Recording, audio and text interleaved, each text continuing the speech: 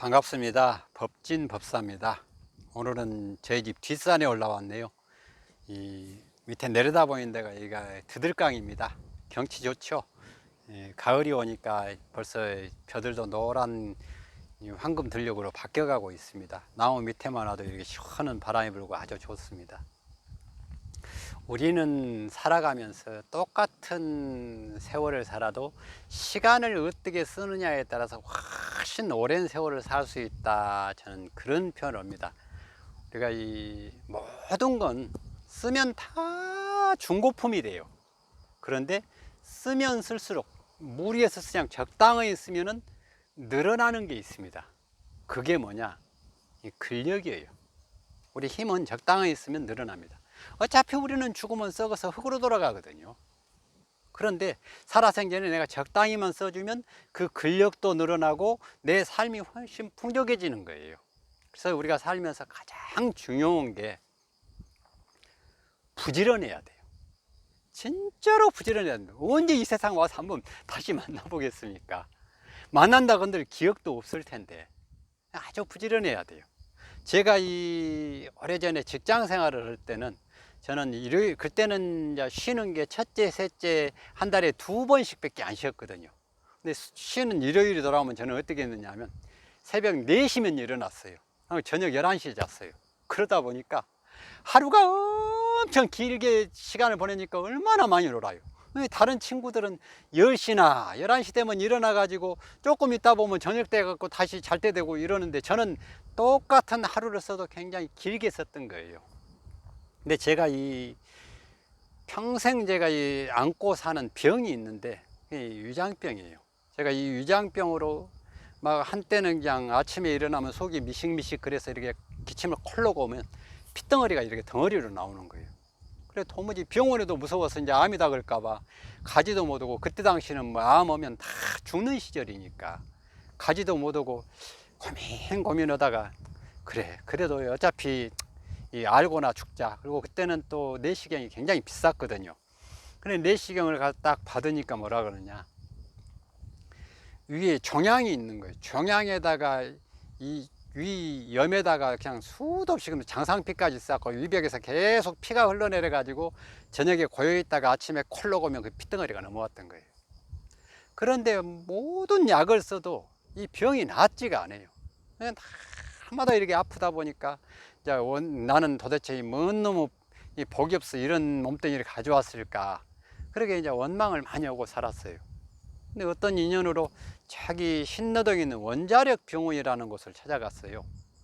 근데 거기를 가서 보면 전부 암 환자입니다. 한 분도 안 빼놓고 전부 뭐 오줌통, 똥통, 피통 막 이렇게 3개씩 2개씩 하나씩 차고 계신 분도 계신데, 한 할머님이 침대에 비스듬하니 이렇게 누워 계시는데 며느리인지 딸인지 그 앞에서 이제 이렇게 뭘 드리는데 이 할머니가 이 다리가 팔뚝만큼이나 말라갖고 뼈만 항상은 있는데 이 사람이 마르면 눈이 손눈 마냥 큽니다. 눈을 깜빡깜빡하고 저를 쳐다보는데 저도 그런 분은 처음 봤어요. 딱 보니까 이 밑에가 구멍이 뻥 뚫어진 거예요. 이 며느리가 죽을 써가지고 촛대를 거기다 대고 죽을 이렇게 붓는 거예요. 저는 그걸 보고 너무 진짜 충격이었어요. 그런데 그 할머님이 눈을 그 음식 먹은 지 그런 감각도 없이 눈을 깜빡깜빡하면서 저만 쳐다보고 있는 거예요. 근데 이제 제 생각인데, 그분이 그랬는지 안 그랬는지는 모르겠는데 제 생각인데 그분이 딱 눈을 보니까 야, 나는 네 몸뚱이만 같으면 내가 소원이 없겠다 이렇게 보이는 거예요. 그래 내 몸을 보니까 이건 엄청 좋은 거예요. 나는 이 몸에 위가 안 좋아서 그렇게 나쁘다고 불평으로 살았는데 이 몸이 그 할머니하고 비교하니까 이건 내 거는 아주 그냥 금덩어리인 거예요. 거기서 너무 큰 충격을 받은 거예요. 그리고 저녁에 왔는데 거짓말같이 그때부터 속이 쓰리질 않고 아프질 않아요. 이렇게 한 생각이 병을 몰아내 버립니다. 근데 저는 항상 이렇게 위장병을 달고 살아요. 그래 제가 지금 3년 전에 몸무게가 갑자기 6.5kg가 빠진 거예요. 그래가지고 병원을 가도 이상이 없고, 아무리 뭐 서울대병원, 이 아산병원 다 가서 검사를 맡아도 이상이 없다는데 몸무게가 빠져가지고 눈을 뜨기가 힘들게 완전히 얼굴에 그냥 이 백반증까지 와가지고 막 이렇게 고생을 했습니다. 그래 좋다는 한의사들의 약은 다 먹어보고 그 비싼 한 달에 450만 원짜리 가서 그것도 먹어보고 별걸 다 먹어봤어요. 그러다가 우연찮게 이 조그마한 한의원을 가다가는 이 거기를 한번 오래된 것 같아서 그냥 들어갔어요. 그냥 원장님하고 이야기를 나누면서 내가 위로 이렇게 평생을 고생을 하고 이렇게 있습니다. 그랬더니 그 낳는 제가 처방전을 죽근하고 그래요. 그래서 아니 낳는 것만 있으면 좋지요. 제가 그랬더니 돈이 많이 들어갑니까? 그랬더니 돈 안 들어가요. 그래. 어떻게 안 들어갑니까? 그랬더니, 어떻게 하면 되는데요? 그랬더니 밥을 먹을 때 밥 한 숟가락을 가지고 150번에서 200번을 씹어서 먹으라는 거예요. 위에서 소화를 못 시키니까 입으로 콕콕 씹어 가지고 침으로 다 발라서 소화를 시켜서 넘기라는 거예요. 그러면 괜찮아요. 그래요. 그래가지고 집에 와가지고 그 말 듣고 그럴 수 있겠다. 그 말 듣고 집에 와서 밥을 먹는데 한 숟가락을 딱 넣고 밥을 먹다 보니까 성질이 급해서 그런지 한 70몇 번 씹어 밥이 어디로 사라져 버리는 거예요. 그래서 아예 목 넘어가는 걸 꼭 누르고 계속 씹기를 시작했어요. 근데 진짜 한 150번 씹으니까요, 이 밥이 있는지 없는지를 모를 만큼 다 씹어졌어요. 그러게 밥을 먹었더니 세상에 속이 그렇게 편해져 버리는 거예요. 저는 최고의 위를 낳는 약은 오래 씹어 먹는 이 이빨이다 그래요. 나 그분에게 아주 그냥 지금도 이렇게 감사하고 사는데, 이 소화가 안 되고 그러신 분들은 밥을 꼭꼭 아침에 씹어 갖고 드세요. 그러시면 위도 건강하고 내 활력도 나오고 그래요. 우리가 이 살아가면서 이 똑같은 시간을 써도 아침에 계획을 다 짜놓고 쓰는 사람과 그냥 막무가내 쓰는 사람 차이가 납니다. 그래서 똑같은 시간을 써도 아침에 일찍 일어나서 오늘 할 일이 무엇인지, 이 복잡한 일은 오전에 하고 쉬운 일들은 오후에 하고 이렇게 정하시고, 또 시간도 나이에 따라서 다 시간이 틀립니다. 한 10살짜리는 평생 지가 살면서 봐봐야 10년밖에 못 봤어요. 근데 30살짜리는 30년 봤죠. 50살짜리는 50년 본 거예요. 70대는 70년을 살면서 본 거예요. 그러니까 이 시간이 달리 가요. 어떤 일을 딱 맡기잖아요. 그럼 10살짜리는 맡긴 거 일 처리를 할 때 지가 10년 동안 보고 배운 데서 그 노하우를 갖고 선택해서 해요. 근데 70이 되신 분은 70년 동안 보고 자기가 배운 데서 거기서 가장 좋았던 방법을 추려 갖고 해요. 그러니까 이게 지혜는 있어요. 근데 뭐가 없느냐? 10살짜리는 기껏 살아온 이 과거를 뒤집어 봐야 10년밖에 없는 거예요. 근데 70이 되시면은 이 살아온 과거 70년을 뒤집다 보니까 이 시간이 많이 걸려 갖고 시간이 그냥 버쩍 나이에 따라서 세월이 훨씬 빨리 가는 거예요. 그래서 10살짜리는 말 그대로 10km로 간다면 70대는 70km로 가는 거예요. 이 시간이 똑같이 가는 게 아니에요. 그래 우리가 이 살아가면서도 아까운 이 시간을 잘 활용을 하면 내 인생이 아주 넓어지는데, 우리는 그렇게 보지 못하고 보면은 이 TV나 핸드폰이나 SNS나 이거 붙잡고 계속 이렇게 하신 분들이 계시거든요. 근데 조금 하는 건 괜찮은데 거기에 빠져버리면 그 시간이 내 인생의 모든 들어오는 복을 다 막아버립니다. 식당 같은 데서 가서 보면 어떤 사모님은 손님 없으면 맨날 핸드폰 잡고 고스톱 치고 앉아 있거든요. 고스톱 칠 시간에 어떻게 하면 손님 하나 오면 내가 그분들에게 잘 해드릴까, 이거를 생각은 못 하고 그 고스톱 치고 있다가 나중에 안 되면은 나는 사업을 하면 나하고는 안 맞은 것 같아 이래요. 노력도 안 해놓고. 사람 엄청난 살아가면서 노력을 해야 돼요. 그리고 반드시 취미 생활은 꼭 하나를 가져야 됩니다. 낚시를 하든 아니면은 등산을 하든 뭘 하든 취미를 가지면 내한테 쌓이는 스트레스를 풀어낼 수 있어요. 근데 이 취미도 적당한 선에서 가야지, 이 취미가 지나쳐 버리면 취미 생활로 또 망친 사람들이 있습니다. 그리고 물건을 사가지고 두를 때는 이 물건이 집에 사 들어와서 버릴 것이 아닌가도 봐야 돼요. 어디 슈퍼 같은 데 뭐 하나 오픈한다고 해가지고 뭐 컵 하나 준다 그러면 그냥 그놈 컵 받으려고 아들 보내고 손자는 보내고 또 딸내미 보내고 해서 컵 받아다 놓고 나중에 보면 장롱위에나 어디 처박아 놨다가 이사 갈 때 또 버리고 가거든요.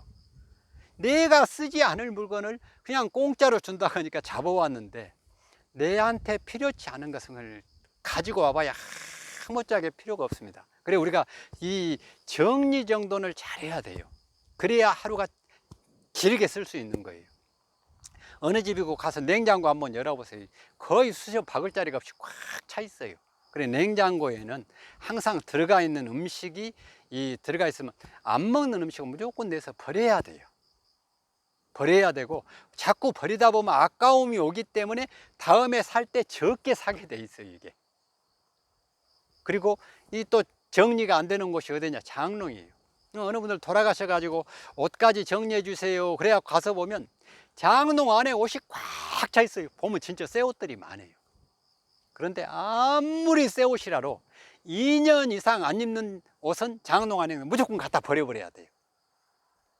장롱 안에 있는 옷도 깨끗하고 좋은 놈부터 계속 꺼내서 입으셔야 돼요. 그 아끼는 건 욕심이거든요. 욕심내 가지고 아낀다고 안 입고 놔도 딱 돌아가셔 버리잖아요. 아무리 좋은 옷도 귀신 옷이라고 아무도 쳐다보도 안 해요. 죽어버린 뒤에는. 그래 내가 이 좋은 옷을 최대한 입고 떨어지면 옷을 사고 이 습관을 들여요. 모든 게 이게 습관이거든요. 저도 그렇게 정리를 잘하는 편은 아닙니다만은 우리가 어느 물건이든 정리하는 건 굉장히 간단해요. 어느 물건이든 내가 쓰고 쓴 자리에다만 갖다 놓는 거예요. 이걸 여기 했었으면 여기다 갖다 놓고 저기 했었으면 저기다 갖다 놓고 그러면 그냥 깨끗해요. 근데 여기에 쓴 걸 저기다 갖다 놓고 저기에 쓴 걸 여기다 갖다 놓고 이게 다 섞여 갖고 죽이 되는 거죠. 그리고 우리가 정리정돈을 잘 해야 모든 것이 정신이 맑아져. 이게 습관에서 오는 거예요. 그리고 웃고 살아도 하루고 화를 내도 하루예요. 어느 분은 장사를 하든 일을 하든 맨날 얼굴 찌푸리고 욕오고 짜증내고 이러신 분이 계시고 어느 분은 그냥 좀 덜 빠진 사람처럼 그냥 싱글벙글 웃으면서 한 사람이 있거든요. 근데 이 두 분이 하루 종일 일을 딱 맞추고 집에 가 자잖아요. 욕을 하는 사람은 자면서 꿈을 꿔도 욕을 하고 있어요. 그런데 웃은 사람은 꿈을 꿔도 웃고 있어요. 그런데 내 입에서 나가는 욕이 어떤 분에게 그게 좋게 들리겠어요? 좋게 들릴 수가 없죠. 제가 옛날에 벌써 한 거의 20년 가까이 돼가네요. 순천에 어떤 지인을 만나러 갔는데 잘하는 식당이 있다 갔더니 욕쟁이 할머니 집이라 해갖고 찾아갔는데 진짜 그 할머니 욕 나는 해도 그렇게 막 무식한 형은 그래 제가 들어가갖고 저한테는 욕하지 마세요 그랬더니 오사갈로무 새끼가 어쩌고저쩌고 욕을 더 해버리는 거예요. 그래 이제 밥을 먹고 나오다가 제가 그 할머님에 그랬어요. 할머님 제가 꼭 드리고 싶은 말이 있는데 제 이야기 잠깐만 들어줄 수 있을까요? 그랬더니 또 욕을 하면서 저한테 뭘로 막 그러면서 와갖고 말해라게 해요. 그래서 제가 그랬어요. 할머니가 돌아가시고 나면 할머니 아들, 딸, 손자, 정손자, 후손들은 엄청 욕 얻어 처먹고 살겠네요. 제가 그랬어요. 아니 저를 이렇게 쳐다봐요. 그래 제가 그랬어요.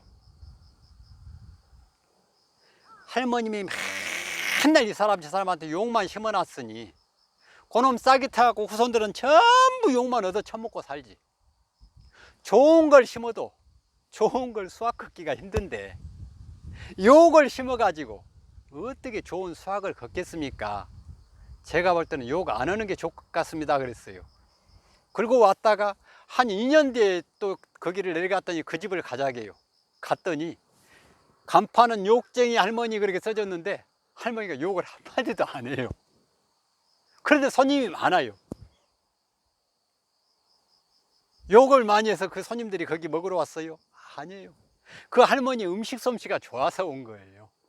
근데 우리는 욕쟁이 할머니면 욕을 해서 손님이 온갑다 이렇게 생각을 하고 더 욕을 하고 있는 거예요.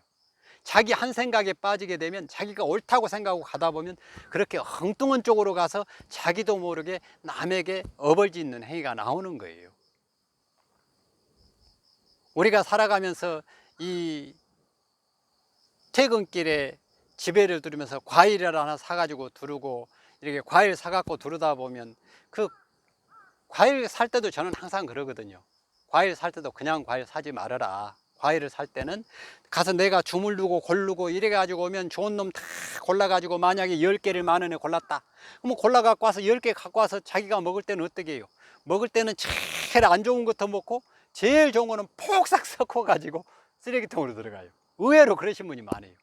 근데 주인한테 그냥 과일 10,000원어치만 주세요. 그러면 주인이 10개 골라줄 거 아닙니까? 그럼 골라준 놈 중에서 제일 좋은 걸 봐갖고 사장님 이게 제일 좋아 보이네요. 그러면 아 그러네요. 그러면 사장님 이거 여기다 내려놓으세요. 왜요? 그러면 과일 사러 오신 분 중에 돈이 없어갖고 조금 사가신 분 계시면 이거 덤으로 하나 올려주세요.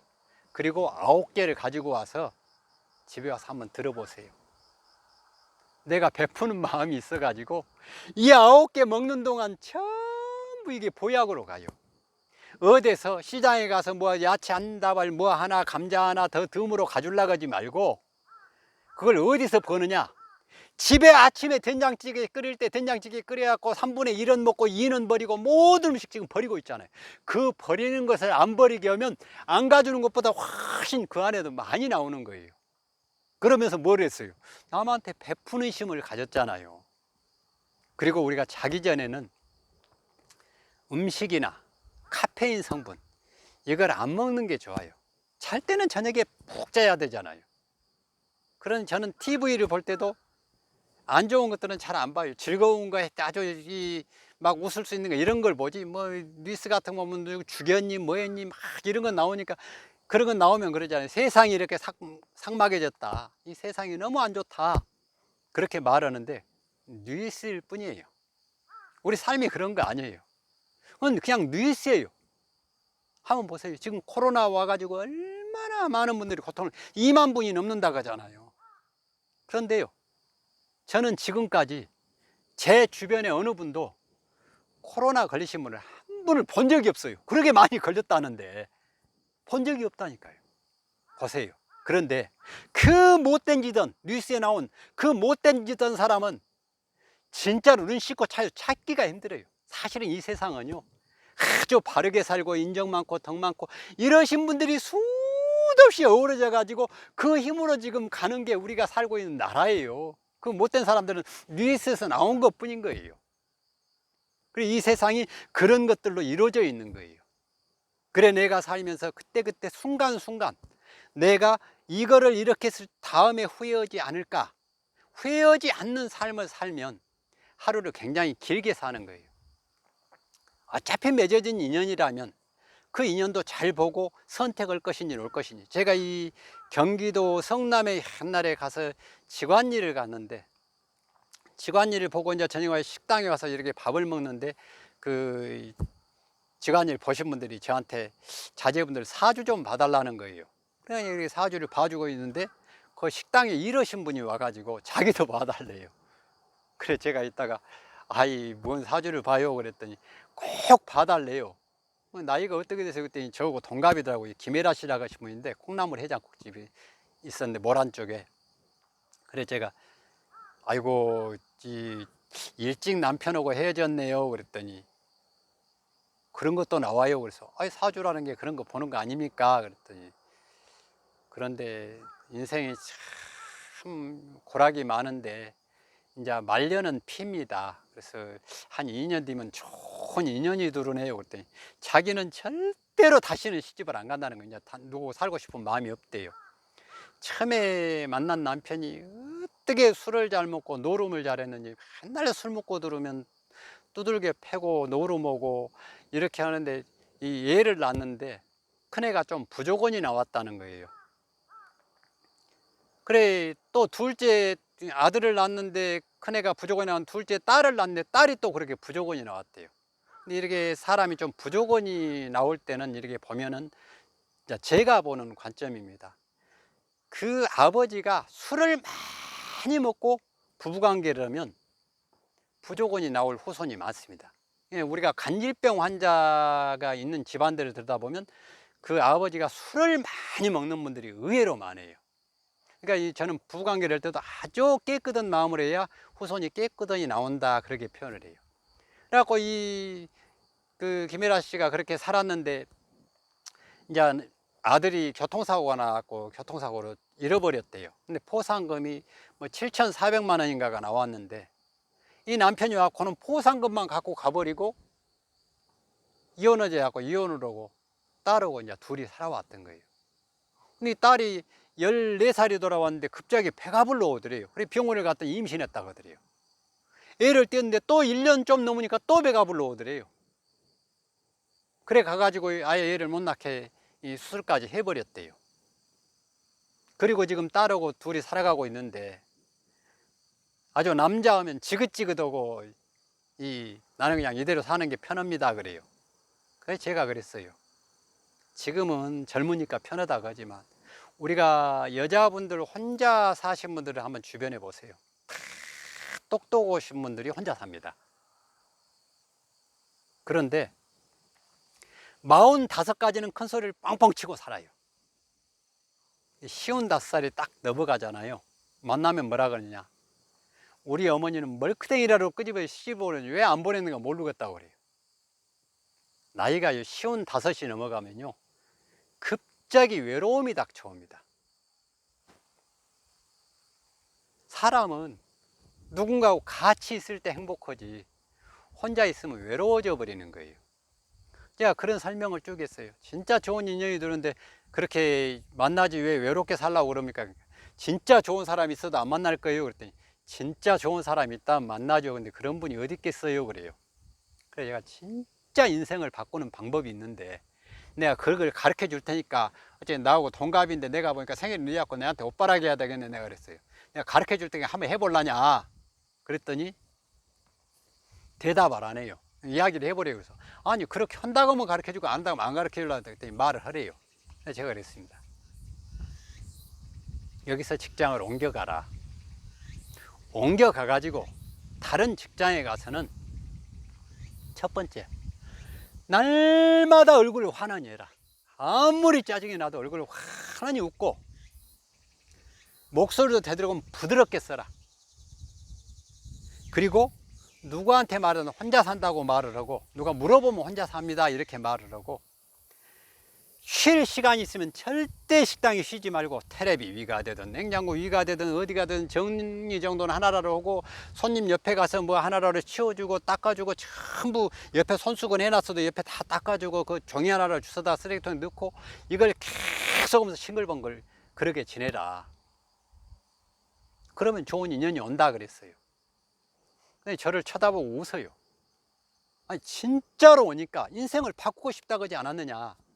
그랬더니 이제 다른 데로 이제 옮겨간다고 전화가 왔어요. 그러면서 내일부터 꼭 가서 그렇게 하세요. 그랬더니 그게 될란가 모르겠네요. 그래요. 근데 그 다음날 갔다 와가지고 전화가 왔어요. 법사님, 주인도 이상하니 봐요. 그래요. 하도 이분이 막 그냥 아주 밝게 하니까 주인이 이상하니 본다는 거예요. 그래서 3일만 해봐라 그랬어요. 일주일만 또 해봐라 그랬어요. 힘들다 그래서. 일주일째 대학 가는데 일주일 좀 넘어가니까 아니 사모님 이상하니 본다는 거예요. 내가 사장님한테 뭐 찝쩍거리고 이런 거로 봐가지고 사모님 이상하니 본다는 거예요. 그래서 그러면 사모님 전화번호 좀 가르쳐 달라고 했더니 전화번호 가르쳐 줘요.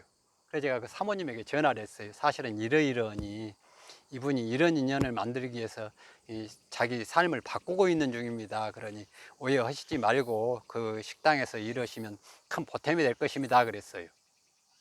그리고 거기서 이제 15일이 넘어가고 제가 갔을 때는 한 4개월 정도 돼갖고 거기 성남으로 올라갔어요. 올라갔는데요.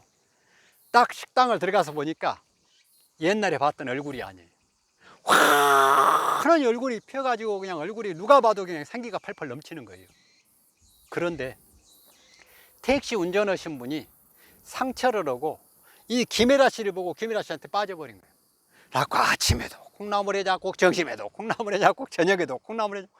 이분이 날마다 와서 콩나물에 잡곡을 먹는다는 거예요. 그러면서 자꾸 한 번만 만나달라고 한대요. 그래서 제가 나이가 어떻게 되고 생년이 어떻게 되냐 물어봐 갖고 나한테 가르쳐 주세요 그랬어요. 그래 가르쳐 줘서 딱 짚어보니까 너무 좋은 짝이고 궁합도 잘 맞고 그분의 성격도 좋고 좋은 거예요. 그래서 제가 그분 만나갖고 사십시오 그랬어요. 그래가지고 그분 만나가지고 저 양평 가다 보면 다리 건너기 전에 그 마을이 있습니다. 뭐 칙칙폭포인가 뭐 그거 있는데요. 거기에 가 사시는데 지금은 그 딸하고 김혜라 씨하고 그 택시 운전하신 분하고 아주 한 가정이 진짜로 재밌게 삽니다. 제가 한 번씩 이렇게 올라가서 이 차도 한 잔씩 얻어먹고 이러면 어떻게 그렇게 찌들어 갖고 있는 분이 이렇게 행복한 삶을 살 수 있을까? 운이 와서 그랬어요? 아니에요. 자기 퀄리티를 높인 거예요. 자기 몸값을 높여 놓으니까 높인 사람이 들어왔잖아요. 우리는 결혼한 다음에 그냥 얼굴에 화장 찍어 바르고 좋은 놈 옷 입고 자가용 좋은 거 타고 이러면 좋은 사람이 들을 거로 알아요. 그렇지 않습니다. 내가 살아가면서 내가 하는 일에 최선을 다하고 무엇을 하든 이 공평한 행동을 하고 바르게 살면요, 주변에 보는 눈들이 진짜로 좋은 사람 데려다가 내한테 인연을 달아주는 거예요. 내 행동 속에서 좋은 인연이 오고 내 습관 속에서 오는 것이지, 누가 이걸 싸다 줍니까? 기도 많이 한다고 싸다 줘요? 아니라는 거예요. 그래서 내가 시간을 아주 아껴 쓰고 이 시간들을 잘 활용을 하면서 이와 같이 내 삶을 아주 즐겁게 받아들이고 산다면 적어도 오늘 좋은 씨를 뿌렸으니까 내일은 더 좋은 싹이 나지 않겠습니까? 그러니까 어쨌든가 모든 분들이 삶에 내가 지금 아무리 지쳐 있어도 내가 찡그리면 남이 봐도 나를 미워할 것이고 내가 웃으면 남이 봐도 이쁠 것이다. 내 웃는 얼굴은 내 가정의 복을 부르나 내 화내는 얼굴은 내 가정의 복을 쫓는다. 이렇게 생각을 하면 찡그리고 가다도 어떻게 해요? 아이고 내가 이래서는 또 우리 집 복 줬지. 그런 마음으로 산다면 내일은 더 밝은 날이 오지 않을까 이렇게 생각합니다. 성불하세요.